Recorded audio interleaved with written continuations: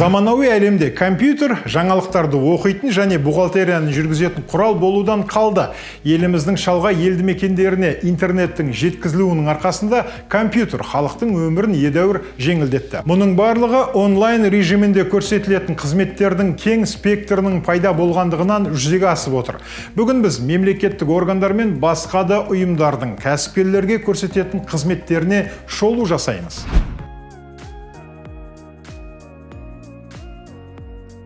Көптеген функциялар шоғырланған басты ресурстар егов электрондық үкімет порталы және e-license.kz электрондық лицензиялау порталы болып табылады. егов онлайн түрде 230 қызмет пен сервистерді алуға мүмкіндік береді.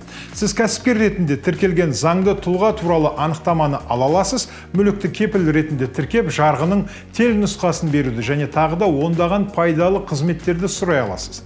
Электрондық лицензиялау порталында бизнесті тіркеу, лицензиялау, салық, банк ісі, субсидиялау және тағы басқалары бөлігінде 440-тан астам автоматтандырылған қызметтер қолжетімді. e-license.kz сайтында 1995 жылдан бастап берілген лицензиялардың дерекқоры жасалған. Осы құжаттардың барлығын порталда жалпыға қолжетімді жерде таба аласыз. Пайдаланушы Қазақстан Республикасында берілген кез келген лицензияның түпнұсқалығын және мәртебесін тексере алады. Екі порталмен де жұмыс істеу үшін кәсіпкер халыққа қызмет көрсету орталығынан электронды сандық қолтаңба алып, сондай-ақ өз компьютеріне NCA Layer бағдарламасын орнатуы қажет. Мемлекеттік кірістер комитетінің сайтында кәсіпкерлер үшін салықтар мен бюджетке төленетін басқа да төлемдерге байланысты бірқатар қызметтер қолжетімді.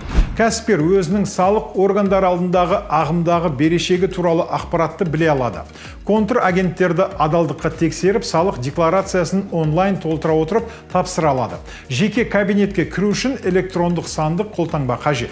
Кәсіпкерлер үшін ақпараттың үлкен базасы бизнес аумағы сайты болып табылады. Мұнда сіз кәсіпкерлерді қолдаудың барлық мемлекеттік бағдарламалары, нормативті құқықтық база, кәсіпкерлерді қорғау шаралары, экспорт пен импорт, сатып алу туралы ақпарат және тағы басқалары туралы мәліметтерді таба аласыз. Кәсіпкер үшін өте пайдалы ресурс Атамекен сервис сайты. Сайт бірыңғай терезе қағидаты бойынша жұмыс істейді. Онда бизнесмен үшін қажетті мәселе бойынша қайда және қалай жүгіну керектігі, ол үшін не істеу қажет екендігі туралы барлық ақпарат жинақталған.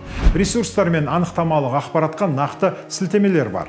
Атамекен ұлттық кәсіпкерлер палатасының кәсіпкерлердің құзыретін арттыру үшін Атамекен академиясы сайты құрылды. Мұнда 140-тан астам мақалалар мен бейнелер, сондай-ақ кәсіпкерлік негіздері бойынша 11 бейне ресурстар табуға болады.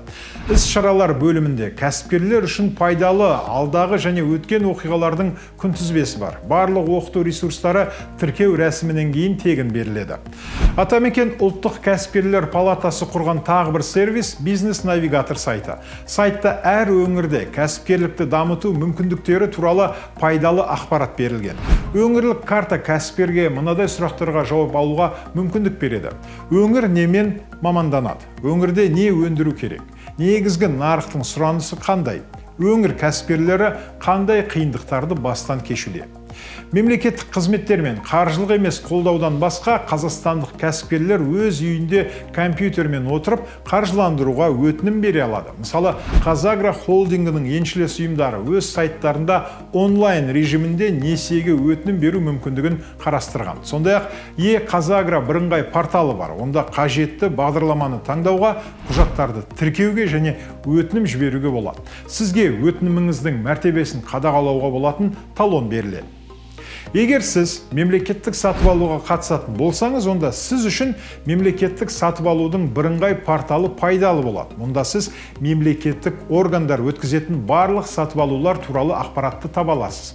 Егер талаптар сақталған және қажетті құжаттар ұсынылған болса, сатып алуға қатысуға өтінім бере аласыз. Бизнес үшін электрондық сервистер мемлекеттік қызметтерді ұсыну мерзімдерін, қажетті құжаттар пакетін едәуір қысқартады. Мекемелерге бару және кезекте тұру қажеттілігін жояды. Сондай-ақ кәсіпкерлерге олардың қызметі туралы барлық қажетті ақпаратты ұсынады. Жыл өткен сайын үкімет қазақстандық бизнестегі кедергілерді азайтып, ортаны жақсартып келеді. Бүгінгі сабақта айтқан сервистерді қолданыңыз және олардың ыңғайлылығын бағалаңыз. Бизнесіңізді бастау үшін көптеген пайдалы ақпаратты білетініңізге сенімдімін. Келесі сабақта кездескенше.